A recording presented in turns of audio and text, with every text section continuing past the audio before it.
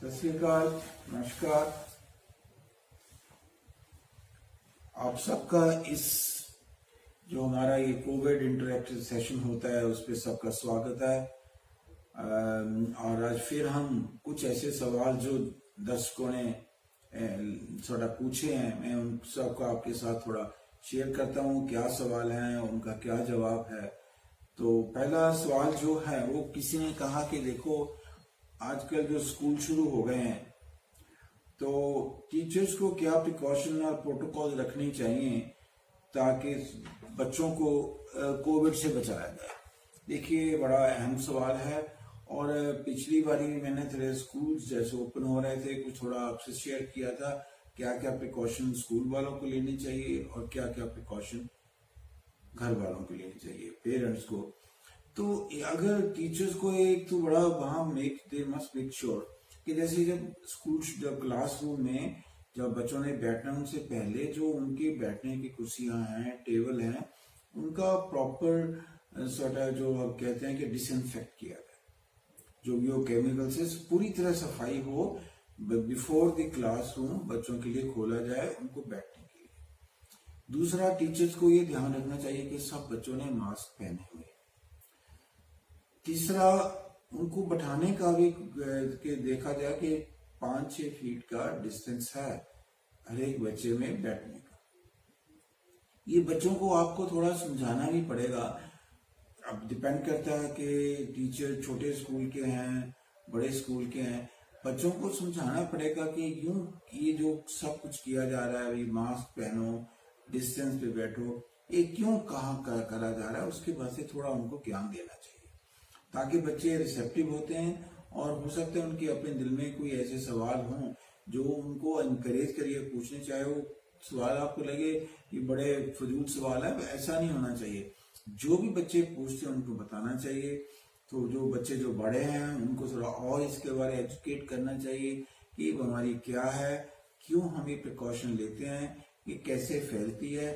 और बच्चे अगर आप उनको इस तरह कोच करेंगे, टीच करेंगे तो घर जाके भी पेरेंट्स को और सब घर पे जो लोग हैं सबको वो रादर बताएंगे। बच्चे ज्यादा कंप्लाई करते हैं as compare to youngster sometime.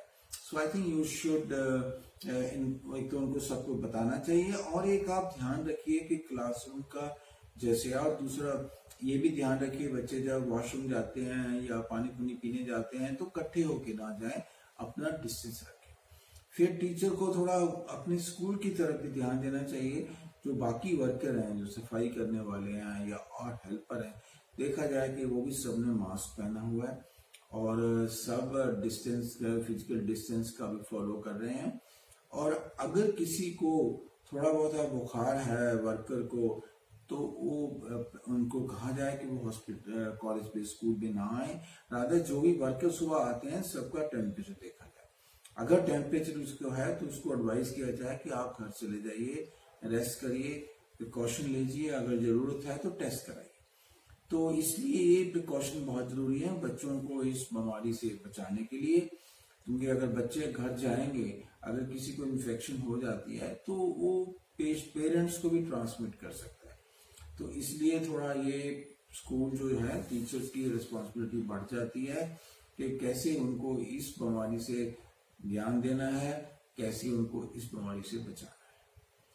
किसी ने एक नेक्स्ट सवाल पूछा है कि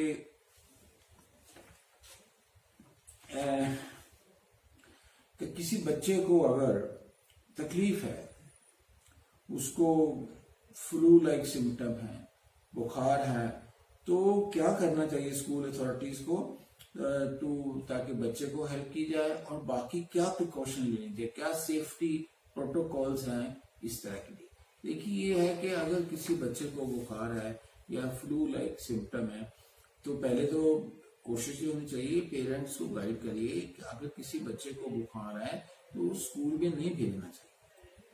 अगर पर्सन कोई बच्चा स्कूल में आ जाता है और इस तरह डिटेक्ट होता है कि उसको फ्लू लाइक सिम्टम है, बुखार है, उसको बच्चे को जो भी आपकी मेडिकल यूनिट है थोड़ा चेक करा दीजिए और उसको आप घर भेजिए।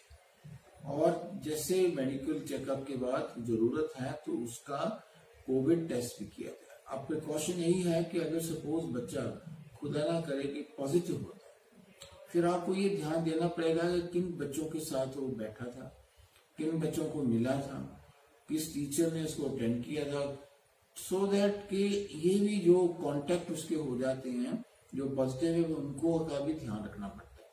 जो क्लोज कांटेक्ट ऐसे होते हैं उनको आइसोलेट करना पड़ेगा। 15 दिन 14 दिन के लिए आइसोलेशन कहते हैं। बट अगर किसी को सिम्टम होते हैं पहले इस तरह आइसोलेशन के टाइम उसका टेस्ट कराया जाए, नहीं तो आप 7वें 8वें दिन बच्चे का वैसे भी टेस्ट कराया जा सकता है जो भी उसके कांटेक्ट आए हैं। अगर नेगेटिव है तो ठीक है, बिकॉज जो कांटेक्ट होते हैं उनके सिम्टम जब डेवलप होते हैं वो पहले 5 दिन से लेके 7-8 दिन के अंदर सिम्टम आते हैं, शुरू में नहीं आते। तो ये प्रिकॉशन लेनी है, आपको पता होना चाहिए कांटेक्ट थे। तो इस तरह जो आपकी मेडिकल टीम है उनको ये प्रिकॉशन लेनी पड़ेगी, पेरेंट्स को भी गाइड करना पड़ेगा, सो दैट बाकी आजकल जैसे फ्लू भी है, हो सकता है जो रूटीन फ्लू हो, फ्लू के भी जो सिम्टम होते हैं वो कोविड जैसे हैं, डेंगू भी फैला हुआ है आजकल। सो ये तो कुछ भी हो सकता है, अभी तो टेस्ट करने से प्रॉपर पता लगेगा। पर ये अगर किसी को कोविड का शक है और कोविड निकलता है तो ये आइसोलेशन, बाकी जो कांटेक्ट है उनका पूरा ध्यान रखने की जरूरत है स्कूल पर जैसे मैंने पहले फिर कहा, पेरेंट्स को गाइड करिए कि अगर बच्चे को बुखार है तो उसको स्कूल नहीं भेजना चाहिए। फिर आगे किसी ने सवाल पूछा है कि कई लोग सिगरेट पीते हैं, सिगरेट जो पीता है अगर उसको कोविड की इन्फेक्शन है तो सिगरेट पीने से जो धुआं निकलता है हो सकता है ज्यादा ड्रॉपलेट निकाले, क्वाइट पॉसिबल। देखिए पहले तो ये है कि जिसको कोविड है वैसे ही उसको स्मोकिंग करनी है। स्मोकिंग तो सबको ही कहते हैं, स्मोकिंग ना करिए। एक तरह की हैबिट जो है ये बॉडी को नुकसान देती है, लंग्स को खराब करती है, हार्ट को असर करती है, स्ट्रोक करवाती है। पता नहीं क्यों लोग इस चीज को स्मोक करते हैं। तो आजकल तो जनरल एडवाइस है कि स्मोकिंग नहीं करनी चाहिए। और ये भी थोड़ा है कि जो लोग स्मोकर होते हैं अगर उनको कोविड हो जाता है, जो यंग लोग हैं जिनको हम कहते हैं कोविड, नॉर्मली वो सिम्टोमेटिक थोड़ा कम होते हैं, माइल्ड होते हैं, बट कई लोग यंग एज वाले भी सीरियस हुए हैं और कहते हैं कि जो लोग स्मोकर थे उनको लंग कॉम्प्लिकेशन ज्यादा होती है। तो स्मोकिंग तो वैसे ही जो करता है उसको तो वैसे ही छोड़नी चाहिए उस टाइम। पर ये हो सकता है अगर आप स्मोक करके वो धुआं निकालेगा अपने तो थोड़ा ड्रॉपलेट निकलेंगे बाहर, ज्यादा भी आ सकते हैं और दूसरों को इन्फेक्ट कर सकते हैं। पर स्मोकिंग जैसे मैंने कहा है कि स्मोकिंग अगर किसी को है उसको तो अगर स्मोक करता है तो बंद कर देनी चाहिए उस टाइम। और ये कोशिश करिए कि स्मोकिंग अवॉइड करिए। जैसे मैंने कहा कि जो लोग स्मोकर थे उनको लंग की कॉम्प्लिकेशन कोविड की ज्यादा हुई हैं। जो यंग पीपल ज्यादा सफर करे हैं कोविड से, कहते हैं ना यंग में ज्यादा सिम्टम नहीं होते, पर जिनको ज्यादा हुए हैं large number of them were seen to be smoker. तो ये थोड़ा सा स्मोकिंग के बारे हमें सबको बताना चाहिए कि इसका वैसे भी नुकसान है बॉडी को, और कोविड का तो अगर किसी को स्मोकर है उसको कोविड हो जाए तो थोड़ा कॉम्प्लिकेशन के भी चांसेस ज्यादा है। तो स्मोकिंग नहीं करनी चाहिए। और जैसे आपका अगर स्मोक करेंगे आप, कोविड किसी को है तो मास्क उतारेगा तो बीमारी फैलाएगा ही वो। तो इसलिए ये थोड़ा सबको, जो लोग इस हैबिट में हैं, कोशिश करें कि इसको हैबिट से अपने आप को हटाएं, इसको छोड़ें स्मोकिंग को, ताकि इसके जो रिस्क होते हैं स्मोकिंग की बॉडी पे वो आपको तंग ना करें। एक किसी ने पूछा है कि अब सर्दी आ रही है तो सर्दी का इसके साथ, कोविड के साथ क्या ऐसा है। देखिए एज सच कहते हैं कि गर्मी और सर्दी में शायद इस वायरस का, जिससे कोविड होता है, कोरोना वायरस, सार्स कोरोना 2 जो हम कहते हैं, लगता है कि इस वायरस का कोई विंटर का, समर का कोई ऐसा इफेक्ट नहीं देखा गया। आप देखिए समर में भी मई जून में दिल्ली में क्या हाल था। तो इसलिए प्रॉब्ली समर एंड विंटर में भी, जैसे चाइना जो उसका वहां कोल्ड प्लेस, और फरवरी में कहीं और जो यूरोपियन कंट्रीज हैं, तो सर्दी गर्मी का लगता है इस बीमारी में, इस वायरस पे इतना असर नहीं है। पर एज सच ये है कि विंटर में क्योंकि लोग अंदर रहते हैं, जो ठंड होती है तो लोग अंदर रहते हैं, थोड़ा क्लोज भी हो जाते हैं, उससे इन्फेक्शन बढ़ने के चांसेस। कुछ ये भी हो सकता है कि जो वायरस है, कहते हैं जब आप ड्रॉपलेट से वायरस निकालते हैं तो गर्मी में अगर होते हैं जो ड्रॉपलेट्स हैं वो थोड़ा गर्मी की वजह से पिघल जाते हैं, तो वायरस छोटे पार्टिकल थोड़ा हवा में रह सकते हैं, थोड़ा जो ये ट्रांसमिशन है एरोसोल काइंड ऑफ ट्रांसमिशन हो सकता है थोड़ा। बट विंटर में ये ड्रॉपलेट नहीं डिजोल्व होते टेम्परेचर की वजह से, तो आपको इन्फेक्शन ज्यादा कर सकते हैं। तो विंटर का एज सच तो अंदर अंदर लोग रहते हैं। एक कुछ होता है कि इम्यूनिटी जो होती है इंसान की, जो अपनी ताकत है वायरस को फाइट करने की, तो अपनी बॉडी को वायरस से बचाने की, वो इम्यूनिटी भी विंटर में थोड़ा कम हो जाती है। आपने देखा होगा कि जैसे विंटर सीजन शुरू हो गया है, फ्लू लाइक सिम्टम लोगों को ज्यादा हो रहे हैं। और आजकल यही इसलिए कहते हैं कि एक फ्लू वैक्सीन होती है जो कि इन्फ्लुएंजा फ्लू के लिए यूज होती है, नॉट कि कोविड के लिए यूज होती है। तो वो वैक्सीन नॉर्मली अक्टूबर में दी जाती है। ज्यादा हम लोग कहते हैं कि जो एल्डरली लोग हैं, जिनकी 50, 60, 65 साल से उम्र ज्यादा है, या कोई उनको कोई और कोमॉर्बिड कंडीशन भी है, हार्ट की इशू है, किडनी का इशू है, लिवर इशू है, इन सबको, लंग का इशू है, इन सबको ये जो फ्लू वैक्सीन आती है वो लेनी चाहिए। एटलीस्ट उस वैक्सीन लेने से आपको फ्लू नहीं होगा। देखिए फ्लू भी जो है वो भी आपको लंग को भी तंग करता है, तो कोविड भी अगर कई बार हो सकता है तो उन्हें कंबाइन ना हो जाए। तो ये फ्लू वैक्सीन हम जरूर एडवोकेट करते हैं आजकल जिनकी उम्र ज्यादा है उनके लिए, बिकॉज उन लोगों में अगर कोविड हो जाता है तो थोड़ा उसको तंग कर सकता है। ये तो है कि जो फ्लू वाली वैक्सीन है ये कोविड से नहीं बचाती, पर आपको फ्लू से बचाती है, तो इसलिए उसकी जो इश्यूज है वो नहीं आएंगे। तो ये विंटर का फ्लू का ये जो चीजें हैं थोड़ा हमें प्रिकॉशन लेनी चाहिए। और ज्यादा जो है मास्क जो पहनना है, ये है कि विंटर से अगर हम मास्क पहनते रहेंगे और शायद हम फ्लू से भी बच जाए, बिकॉज फ्लू से बचने के लिए भी मास्क बड़ा यूजफुल है। तो कोविड तो है ही, तो फ्लू भी आप मास्क पहनने से आप अपने आप को बचा सकते हैं। पर ये विंटर का ये अंदर अगर आप बैठे हैं, कोशिश करिए क्लोज जगह में ज्यादा लोग ना बैठे हों, और अगर थोड़ा कोशिश करिए कि विंडोज या ताकियां तुकियां दरवाजे खोल रखिए। देखिए हमारे तो यहाँ विंटर इतनी ज्यादा है नहीं, सिर्फ दिसंबर जनवरी 2 महीने आएंगे जब थोड़ा सर्दी ज्यादा होगी, तो अदरवाइज तो अपना टेम्परेचर इतना ठंडा नहीं होता।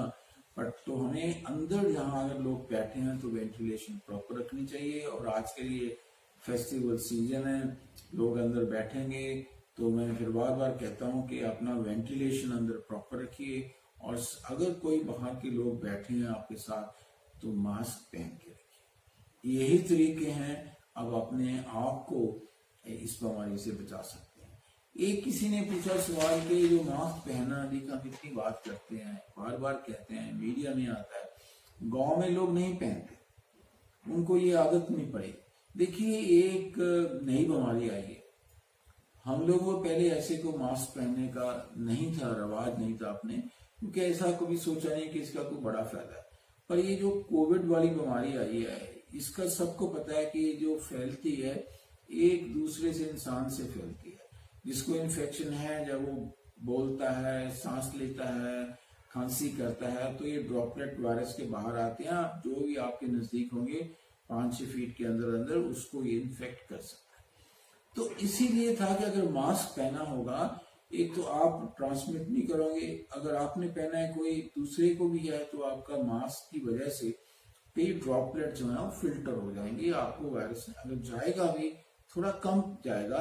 इसलिए कहते हैं जो लोग मास्क पहनते हैं उनको ये बीमारी माइल्ड होती है, सीवियर नहीं होती, बिकॉज जो वायरल लोड अंदर बॉडी में ज्यादा नहीं जाता। इसकी सिवियरिटी कितना ज्यादा सीरियस है इंसान, वो डिपेंड करता है कि कितना वायरस आपके अंदर इनहेल होके गया है। तो अगर आपने मास्क पहना हुआ है तो गांव में ये बड़ा जरूरी है लोगों को समझाना, मीडिया भी कहता है।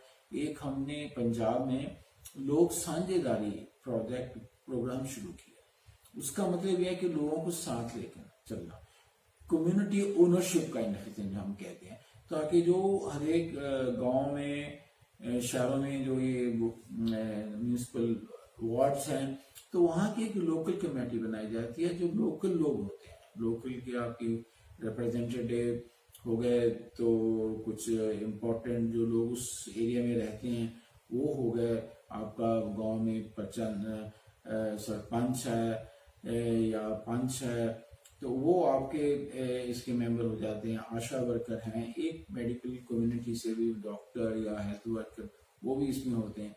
तो ये इकट्ठे होकर इससे क्या होता है कि लोगों को समझाया जाता है, लोग उससे ज्यादा समझते हैं। और एक जरूरी ये भी मैं कहूँगा, गांव में जो सरपंच हैं या जो लोकल लीडर हैं जिनको लोग ज्यादा थोड़ा इज्जत करते हैं और उनका कहना मानते हैं, सबको ऐसा चाहिए, या कोई डॉक्टर्स हैं, टीचर्स हैं और इम्पोर्टेंट लोग हैं जो उस टाउन के उस गांव के, सबको मास्क पहना चाहिए। अगर आपने मास्क पहना देखा देखी आपको लोग कहेंगे नहीं देखिए इन्होंने भी मास्क पहना है हम भी पहने। ये हमें थोड़ा लोगों को मूव लाना पड़ेगा, इसकी इम्पोर्टेंस क्या है समझानी पड़ेगी, यही तरीका है। जैसे मैं फिर आपको ये रिपीट करके कहना चाहूंगा, आप देखिए जिस कंट्रीज में लोगों को पहले से ही मास्क पहनने की हैबिट थी, आप देख लीजिए Japan, Thailand, Hong Kong, Taiwan, South Korea, even चेक रिपब्लिक में इस एपिडेमिक में उन्होंने लॉ बनाया गया। तो जो लोग ये मास्क पहले से पहनते थे, आप देखिए वहां पे अगर इन्फेक्शन हुई है तो माइल्ड हुई है, बहुत कम डेथ हुई है इन कंट्रीज में, बिकॉज इन्फेक्शन का जो लोड है वो कम है। तो इसलिए हमें अपने सभी को, गांव वालों को पर्टिकुलरली, बिकॉज उनके रूटीन में है नहीं कि लोग सोचते नहीं कैसे मास्क पहनेंगे तो सांस कैसे आएगा, ऐसा कुछ नहीं है। ये तो सिंपल क्लोथ मास्क आप यूज कर सकते हैं, यही एडवोकेट किया जाता है पब्लिक के लिए, ताकि जो बड़े ड्रॉपलेट हैं, जो पार्टिकल हैं, जो वायरस है वो फिल्टर हो जाए और इसको आप वॉश कर सकते हैं, सो दैट आपको वॉश करके नेक्स्ट डे सेम मास्क आप यूज कर सकते हैं। तो ये जो प्रिकॉशंस हैं ये बहुत जरूरी हैं इस बीमारी से बचने के लिए। हम सभी जानते हैं, आप भी मीडिया में इतना कुछ न्यूज़पेपर में देखते होंगे कितनी बीमारी बड़ी है, और दवाई अभी कोई ऐसी दवाई नहीं है कि जिसको हम खा के इससे बच सकें, कोई अभी वैक्सीन भी नहीं है, लगता है अभी 6-8 महीने तो वैक्सीन नहीं आएगी। तो तब तक हमें ये प्रिकॉशन ही है जो हमें इस बीमारी से बचा सकते हैं। ये भी कहा जाता है कि जो ये प्रिकॉशन है ये तो एक तरह की सोशल वैक्सीन ही है इस बीमारी के लिए। ये पर्टिकुलरली आज के दिनों में जब ये त्योहार चल रहे हैं, दशहरा है था कल, और फिर अभी और दिवाली आनी है, गुरपुरब आना है, ईद आनी है, तो इस सभी फेस्टिवल इन दिनों आएंगे। तो लोगों को इस बीमारी से बचने के लिए जो प्रिकॉशन है अपना सेलिब्रेशन, तो तभी आप करिए, जरूर करनी चाहिए एक बार मास्क पहन के, ताकि वही चीज है जो आपको इस बीमारी से बचा सकती है। तो इन शब्दों के साथ मैं आपसे फिर इजाजत लेता हूँ। आपका बहुत बहुत धन्यवाद। और फिर भी जो आपके सवाल कुछ मन में आते हैं इस बीमारी के बारे, आप जरूर पूछिए, पर कोशिश ये भी करिए जो कि आपको बताया जाता है तो इसको फॉलो किया जाए, इसको अडॉप्ट किया जाए, ताकि हम आप भी बच सकें, हम दूसरों को भी इस बीमारी से बचा सकें। बहुत बहुत शुक्रिया आपका। सत श्री अकाल, नमस्कार।